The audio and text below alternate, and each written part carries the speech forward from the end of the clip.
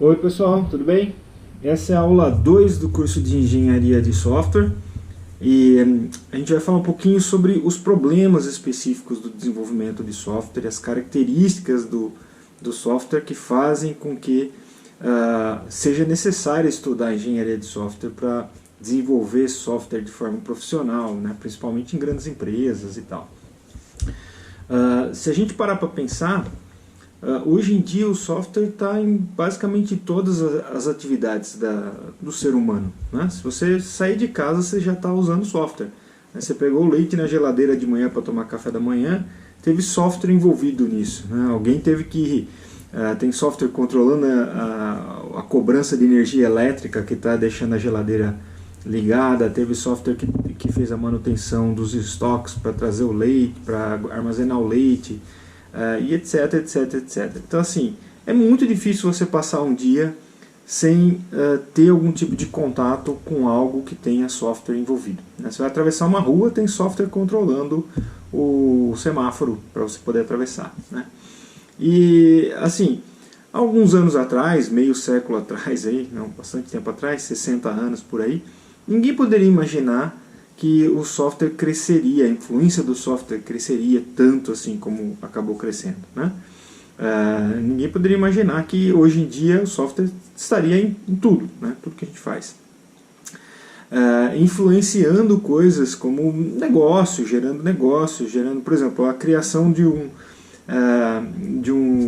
a invenção do browser, né, de internet, permitiu que uma indústria nova surgisse, né? Você ter Facebook, ter Instagram, ter todas essas empresas que são da internet, na verdade dependeram da criação da própria internet, né, interligação entre redes de computadores, e da criação de uma maneira mais fácil de você acessar sites, uma pessoa comum conseguir acessar um site, né? Foi basicamente a criação do browser. E depois disso foi crescendo, crescendo, crescendo, né? Então, seria muito difícil imaginar alguns anos atrás que isso aconteceria, né? Que mais? Então hoje em dia a gente tem influência do software no transporte, medicina, telecomunicações, setor militar, né? Setor industrial, entretenimento, jogos, filmes, né?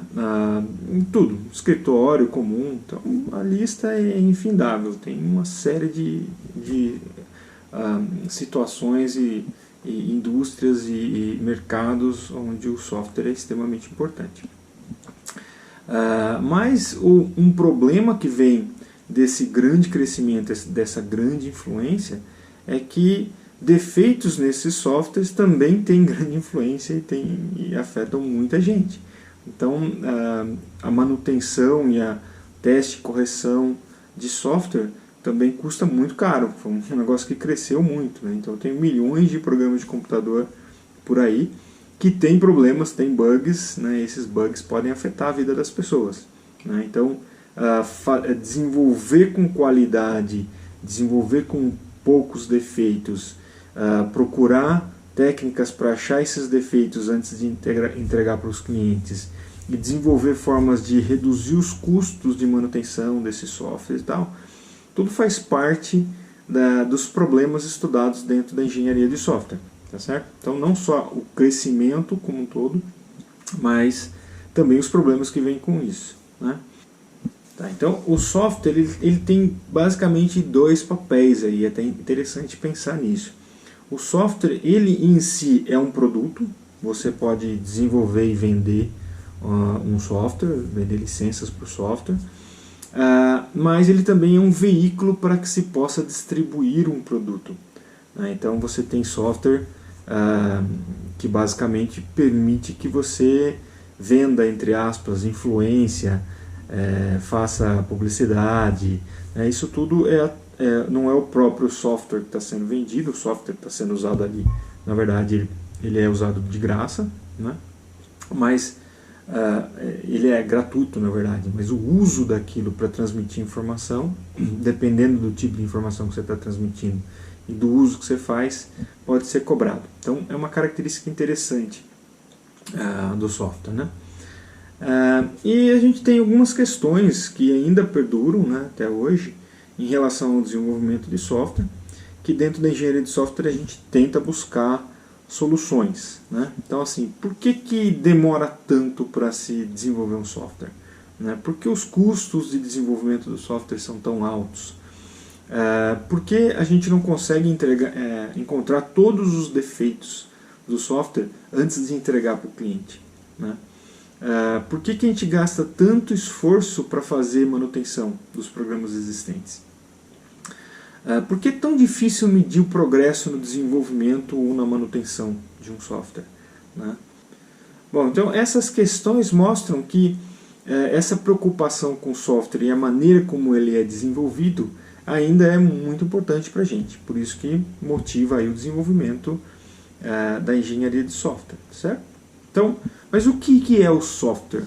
Né? Qual que é a definição aí de software? Né? Então, assim, a gente considera que o software ele é tanto aquele programa de computador que você tem, né, com as linhas de código, as instruções e tal, como também as questões de estrutura de dados, né, a forma como eu armazeno os dados e as informações sobre o próprio software, documentações, modelagem e tal, tudo que tem a ver com aquele software, como aquele software foi desenvolvido. Tá certo? Então esse pacote todo é o software, não é só o executável, né? Tudo isso é software. Bom, algumas características do software que são diferentes de coisas físicas, né? Então, por exemplo, o software ele não se desgasta como alguma coisa física. Por exemplo, ele não se desgasta. Você compra um software, ele não se desgasta com o tempo como um carro se desgasta, por exemplo. Uma máquina de lavar roupa se desgasta. Então ele não tem esse desgaste físico como tem uma coisa física, né? Mas, então assim, uma coisa física, ele tem uma certa taxa de defeitos que a gente chama de curva da bacia, né? O que é isso? Logo no início da vida de uma coisa física, ele tem uma taxa de defeitos alta, tá? Porque são problemas de fabricação, montagem, logo na entrega tem alguns problemas que podem ser rapidamente resolvidos. E à medida que esses problemas são resolvidos, a taxa de defeitos abaixa rapidamente. E se mantém baixa e constante por bastante tempo. Só que com o tempo, como eu falei, essa coisa física começa a se desgastar. E aí ela vai se estragando, né? O seu carro depois de 10 anos começa a dar problema, a máquina de lavar depois de alguns anos começa a dar problema. Por quê? Porque as peças vão se desgastando com o tempo e aquela coisa física começa a falhar de novo, tá? Então a taxa a curva de defeitos, né, a taxa de defeitos, sobe novamente, tá? Então essa é a curva da bacia, ele é alto no começo, abaixa e depois sobe de novo, tá? Já no software não seria assim em princípio, né? Idealmente eu teria uma taxa de defeitos relativamente alta no começo, mas à medida que eu vou consertando aqueles defeitos, essa taxa de defeitos vai abaixando e vai ficar baixa para sempre, né? Porque aquilo não se desgasta, enquanto estiver sendo usado não vai ter problema, tá? Mas isso seria idealmente. Na prática acaba não acontecendo assim. Por quê? Porque com o passar do tempo a gente tem que fazer manutenções, a gente tem que fazer mudanças naquele software por algum motivo qualquer. Então, sei lá, mudou a moeda do país, mudou alguma regra do governo, ou o cliente achou algum requisito a mais que ele quer colocar naquele software. E aí, quando você tem mudanças que você tem que implementar no sistema, ao mexer, a taxa de defeitos sobe de novo, tá? Então ela vai dar no meio do caminho, vai descendo, está permanecendo baixa, dá um pico para cima. E aí você começa a consertar aquilo de novo, começa a baixar a taxa de defeitos, mas novas mudanças aparecem e dá outro pico. Tá? Então, um software que não é bem documentado, não foi bem planejado, não tem uma boa arquitetura, a manutenção não é feita de forma adequada, ele vai, com o passar do tempo, com as mexidas que vão acontecendo, esses picos vão subindo, e no fim das contas, na verdade, a taxa de defeitos que teria uma tendência de ir para baixo e ficar lá embaixo, ela vai subindo e acaba tendo uma tendência de crescimento. Então esse é o problema de você não cuidar adequadamente das manutenções que você vai fazer com o software, e isso vem desse problema aí o fato do software não desgastar como hardware acaba não permitindo que ele fique estável a taxa de defeitos para sempre, se você não fizer as modificações de uma forma adequada, né? E aí eu costumo brincar com isso, que esse efeito acontece por conta das tartarugas na árvore, né? Então o que é uma tartaruga na árvore quando eu estou pensando num software, né? Bom, o que é uma tartaruga na árvore? Tartaruga sobe em árvore? Você já viu uma tartaruguinha vestida de alpinista, com aquele pozinho na mão, escalando uma árvore? Não, certo? Ela não sobe em árvore sozinha. Então se você achar uma tartaruga em cima da árvore, deixa a tartaruga lá. Você vai mexer para quê? Certo? Se ela está lá em cima da árvore, é porque alguém colocou. Se alguém colocou, é porque alguém tinha um motivo para colocar ela lá. Então deixa ela lá, não mexe. Certo? Então é meio que essa filosofia quando eu estou fazendo alterações no código, que não fui eu que escrevi, eu não sei o que estava lá, não está bem escrito, né? Eu acho um pedaço de código de uma caixa preta, tá? Esse negócio que está lá eu não consigo entender, né? Então, se está lá é porque alguém colocou lá, melhor não mexer. Então eu faço uma modificação tentando contornar o fato de que tem um pedaço de código lá que eu nem entendi o que é. E nisso, depois que eu faço a minha modificação e entrego, o que acontece? Eu posso ter duas tartarugas na árvore, né? O meu código e mais o que já estava lá. E nisso, no próximo mexida que for acontecer, novos problemas vão aparecer e assim o software vai degradando, tá?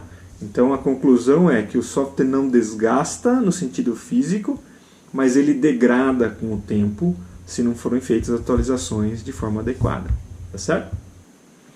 Bom, existe uma série de campos de aplicação para o software, né? Por exemplo, software de sistema para atender a outros programas, certo? Software de aplicação, né? Sobre um programa independente que soluciona uma necessidade específica de negócio, software científico, de engenharia, software embarcado, software de linha de produto, né? Algum tipo de capacidade específica, aplicações web, sistemas móveis, software, hoje em dia está muito em moda aí, né? Software que encapsula algum tipo de inteligência artificial, etc. Então, tem uma gama grande de aplicações para o software, a gente já sabe disso, né? Outra questão em relação ao software, o famoso software legado. O que é o software legado? São softwares que já foram desenvolvidos há algum tempo, né? Funcionam, os clientes já estão acostumados, os usuários já estão acostumados com ele atende às necessidades, mas vira e mexe precisa ser feito modificações e atualizações nesse software, né? E aí alguém tem que mexer naquilo. Então, como é um software legado, significa que ele foi desenvolvido muitas vezes com tecnologias mais antigas, com linguagens mais antigas e tal, né? Feitos para rodar em ambientes mais antigos. O custo de se modificar isso e atualizar pode ser muito alto e pode ter um risco grande em mexer no negócio e o número de defeitos aumentar muito, né? Então, em alguns setores é comum ter software antigo rodando e ninguém quer muito mexer naquilo, né? Então, sistemas bancários, controle de tráfego aéreo, algumas coisas assim que são muito críticas, é melhor manter algo que está funcionando, que seja antigo, do que tentar substituir e aumentar muito a taxa de defeitos, né? Bom, outra diferença, né, entre o software e coisas físicas, né, tipo hardware, é que o software ele é desenvolvido e não fabricado, né? Então, assim, no hardware você tem um processo de fabricação. Você tem um projeto que ele é copiado muitas vezes, né? Ele é reproduzido muitas vezes e cada uma dessas reproduções pode incorrer o risco de defeitos de fabricação. Então, apesar do projeto não ter um defeito específico lá, uma unidade específica tem um defeito porque foi um problema de fabricação, tá? Alguma peça que estava fora da especificação, algum desajuste de uma máquina que montou alguma parte. Então, Quando eu estou fazendo coisas físicas, eu tenho problema de fabricação. No software, não. Eu não tenho problema de fabricação. Né? Assim, uma vez que o projeto está ok e eu gerei aquele software, eu faço quantas cópias eu quiser, as cópias vão ser exatamente iguais. Né? Hoje em dia nem é feito... Tem muito software que você usa direto da internet. Então a base de código e de executável que você está usando é exatamente a mesma. Né? Qualquer um vai estar usando a mesma base de código. Né? Então não tem nem esse perigo de se fazer cópia. Né? Então é um problema um pouco diferente. Aí. O software, o custo todo dele está concentrado no processo de projeto mesmo, de desenvolvimento dele. Enquanto no hardware não. O custo de fabricar cada unidade ele é alto, né? É basicamente todo o custo, ele acaba diluindo o custo que está no projeto original, tá certo? Então é um pouquinho diferente aí quando eu penso nisso. Outra diferença que eu tenho assim, é que o software muitas vezes ele é desenvolvido sob encomenda. Né? Então tem muito software que é desenvolvido especificamente para uma necessidade de um cliente. E ainda é muito baixo a utilização de componentização. Tá? Então, assim, por exemplo, quando eu desenvolvo algum hardware novo, eu vou projetar um dispositivo eletrônico novo, muitos dos componentes que eu uso ali já são componentes pré-fabricados. Né? Eu uso chips que fazem coisas que eu já sei como funciona, eu vou e só compro aquilo no mercado e integro no meu projeto. Então os projetos de hardware, né, são muitos baseados em projetos de integração de componentes já prontos. Tá? E isso já é mais raro de acontecer com software. Né? Existem algumas iniciativas de se tentar fazer isso, mas e existem algumas coisas que realmente já funcionam, né? O uso de APIs, frameworks, coisas já prontas para me ajudar, mas boa parte do trabalho intelectual novo para um projeto novo ainda precisa ser feito, e isso é feito por um cliente por vez. Tá? Então essa é outra diferença aí. Outro problema que dificulta um pouco o processo, inclusive de gerenciamento de projetos de software, é que o software é uma entidade aí intangível. Né? Eu não consigo ver e pegar. Tá certo? Ele é intangível, ele está ali no computador, ele roda ali, mas eu não consigo nem dimensionar, né, o tamanho daquilo, né, a partir do que eu vejo no computador. Tá certo? E isso dificulta, por exemplo, se eu tenho a gestão de um projeto de desenvolvimento de alguma coisa física, o gerente que está desenvolvendo aquilo, ele consegue observar o progresso da atividade só batendo o olho.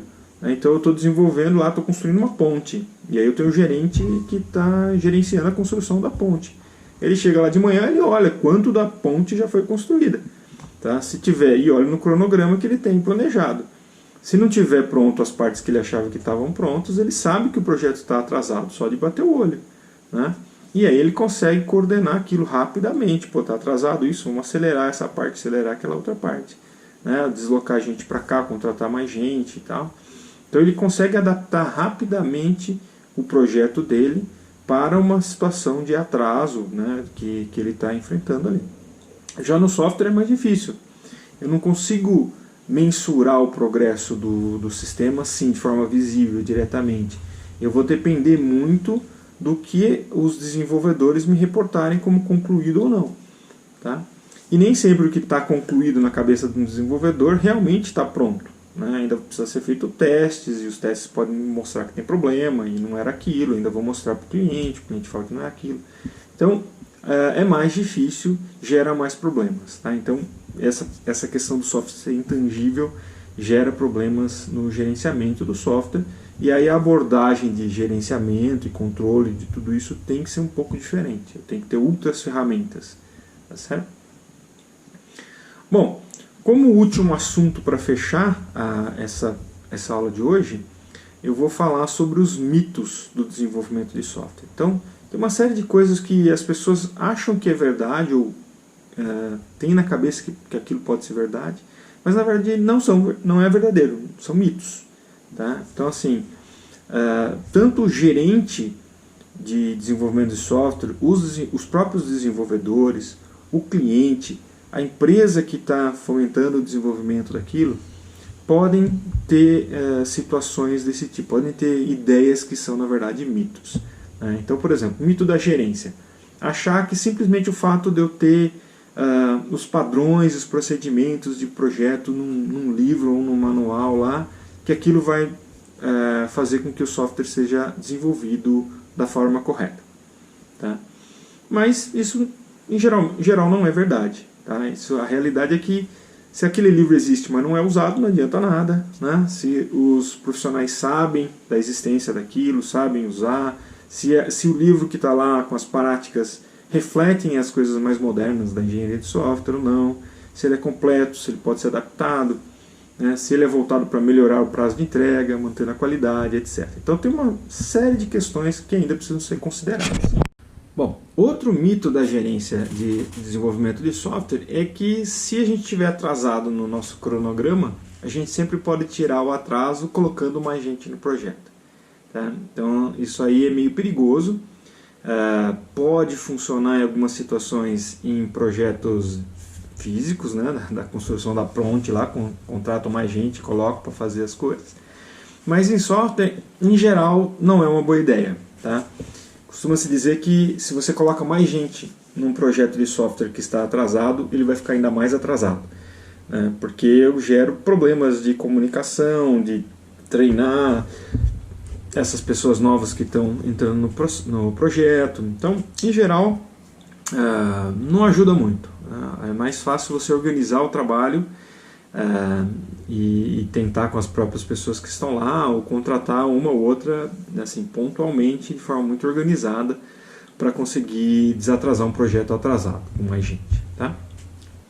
Bom, outro mito da gerência de desenvolvimento de software é que se eu terceirizar o meu projeto, eu posso dormir tranquilo e não me preocupar mais com aquilo. Deixa que a empresa terceirizada se vire com aquilo, passa a batata quente para lá. Tá? Isso nem sempre é verdade. Né? Você tem que ainda controlar esse desenvolvimento externo, passar requisitos, né? Verificar entregas e você aumenta, né, a necessidade de comunicação, outras pessoas novas discutindo que são de fora. Então, pode ser um problema dependendo do tipo de projeto que você tem. Bom, mas não são só os gerentes que são culpados dessas questões de mitos. Né? O cliente também tem mito. Então, olha lá, o cliente pode achar que, bom, simplesmente eu dar uma ideia geral inicial do que é para ser construído já é suficiente no início. Tá? Eu só dou uma ideia, mais ou menos, para onde que eu quero ir. E depois eu vou passando os detalhes com o passar do tempo. Por quê? Porque software é fácil de mexer, é flexível, então eu não preciso, né, dar todos os detalhes logo de cara.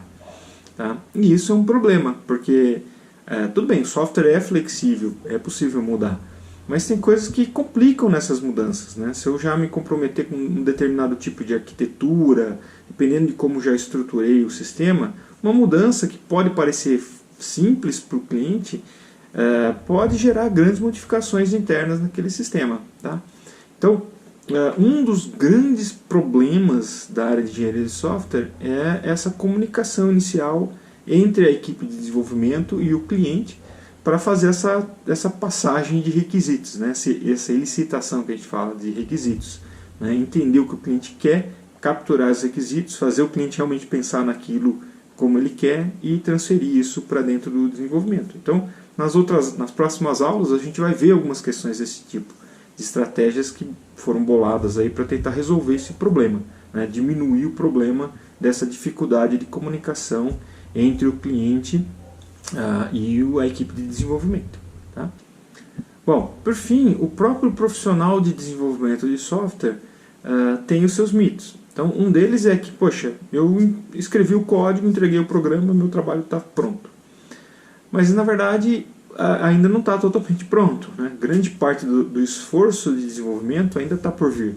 Né? Nos testes, nas correções dos defeitos encontrados, etc. Então, tem muita coisa ainda a ser feita até que o software possa ser entregue definitivamente para o cliente.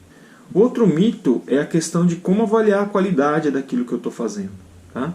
Então, assim, quando eu estou desenvolvendo software, posso imaginar que, poxa, eu só consigo ver a qualidade daquilo quando eu tiver o código realmente rodando, escrito, pronto e rodando.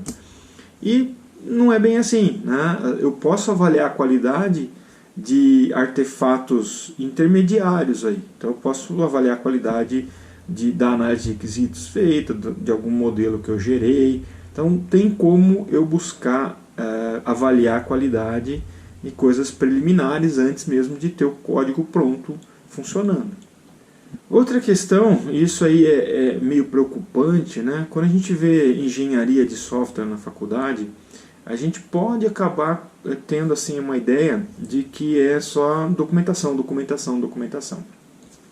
Isso não é verdade. A engenharia de software abrange muito mais aspectos do desenvolvimento de software em si, né? A organização do processo, como eu modelo as coisas, como a qualidade do código que eu escrevo, como eu escrevo código que pode ser fácil de ser modificado e entendido por outros profissionais, com que tipo de coisa eu tenho que me preocupar, como que eu organizo uma equipe de desenvolvimento, né? Então tem uma série de coisas e não é assim, é uma questão de gerar documentação, tá?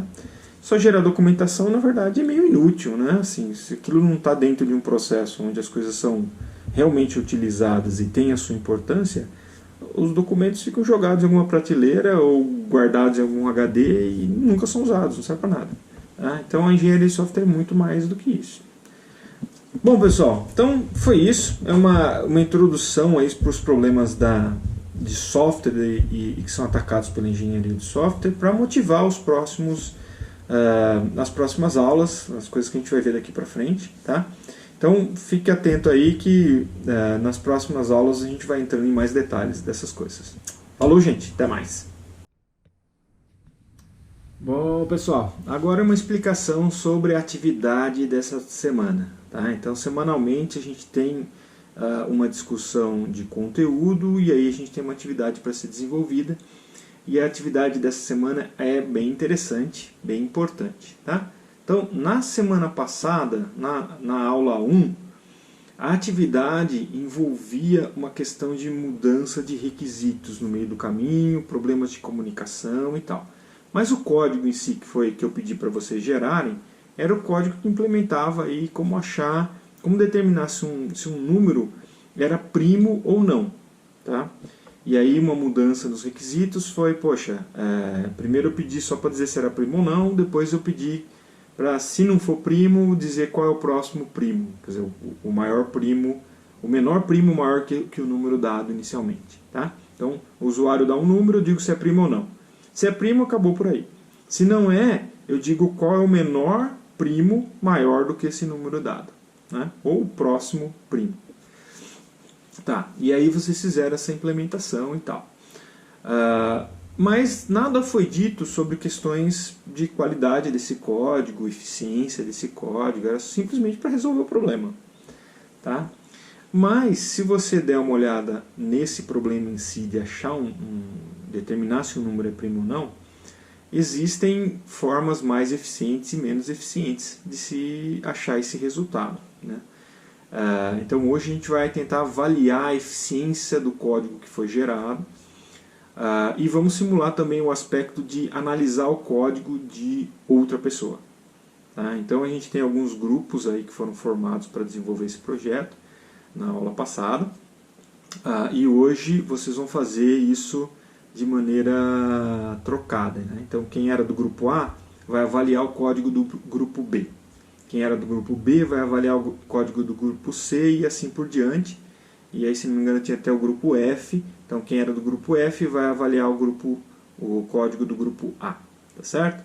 Então, a primeira coisa a fazer aí, acha os colegas que são do grupo que você vai avaliar o código e pede o código para eles mandarem para vocês. Tá? Seria, então, para a segunda versão, a versão definitiva, a final da implementação. Tá certo? E para isso também não vai ter mudança de grupos essa semana. Então os grupos vão permanecer os mesmos que foram na semana passada, tá certo? Senão vira uma confusão. Então são os mesmos grupos da semana passada e aí a gente vai fazer desse jeito. Pega o código do colega lá para vocês analisarem. A primeira parte dessa atividade, então, é pegar esse código e aí testar o código, ver se ele está funcionando, compilar, rodar, ver se ele está fazendo o que tinha que fazer. Em princípio é para estar fazendo. Se não estiver fazendo, temos um problema e temos que corrigir esse código, né? Então tem que olhar com mais detalhes o código do colega para corrigir seguindo a mesma lógica que o colega tinha pensado originalmente, tá? Bom, a gente vai fazer então uma instrumentação do código, colocar mais código ali dentro, basicamente para contar o número de vezes que os comandos de decisão são executados nesse código. Tá? Então, a nossa métrica de eficiência do código aí é quantas vezes os comandos de decisão são executados. O que são comandos de decisão? If, while, for, qualquer for, né? Coisas desse tipo. Então, quantas vezes, vou usar o if como um exemplo, mas são comandos de decisão. Tá? Quantas vezes os ifs são executados? Quantas vezes um if é executado no programa? Tá? Então, se tiver um loop, cada iteração do loop, e dentro do loop tiver um if, cada iteração do loop tem que ser contado mais um if. Então, se eu tenho um if dentro de um for, e o for é executado 10 vezes, significa que o if é executado 10 vezes. Tá? Então, vou lá modificar o código do colega para colocar contadores e ver quanto que está dando o número de comandos de decisão executados na versão que ele me mandou, original. Tá? Aí beleza, eu vou analisar essa versão e tal, e ver se eu consigo melhorar essa versão para ela ser um pouco mais eficiente. Tá? E aí o baseline para teste está no material, um número grande lá que você vai testar para ver com esse número quantas vezes o if são executados. Tá? 2.000, milhão, 2 bilhões, 147.483, sei lá, 147.483.645. É um número enorme, está no material, está disponível para vocês. Ok, e aí vocês tem lá as instruções como vai ser feita essa contagem, tá? Ok. Tá, depois de feito então essa instrumentação, você vai dividir os líderes das equipes, vão dividir em subequipes de 2 ou 3 alunos, para tentar achar formas mais eficientes de implementar aquela mesma coisa, tentando seguir a partir do código que o seu colega mandou lá. Tá? E aí tentar chegar num segundo número melhor, também funcionando. Né? Assim, o requisito é o mesmo, né? Tem que estar funcionando do mesmo jeito. Chegar num segundo número, melhorando a eficiência daquele código. Tá? Então são 2 números que você vai obter, o original e depois modificado para ver quanto que você conseguiu de ganho. Tá certo? Então basicamente isso que é a atividade de hoje. E tem alguns itens de discussão, né? Qual foi a dificuldade de entender o código produzido pelo outro grupo, né? Se você teria alguma sugestão para tornar o código do colega mais fácil de entender. O código apresentado pelos colegas tinha comentário, como os comentários deveriam ser usados para facilitar o entendimento do código. Vocês consideram importante produzir código o mais eficiente possível logo na primeira entrega da solução? Sim ou não? Então é uma discussão que vocês vão ter dentro do grupo. Coloca no relatório essa discussão, que aí na próxima aula a gente vai dar uma discutida sobre quais as respostas e como pensar nisso daí. Tá certo? Então vai lá, pessoal, trabalhar!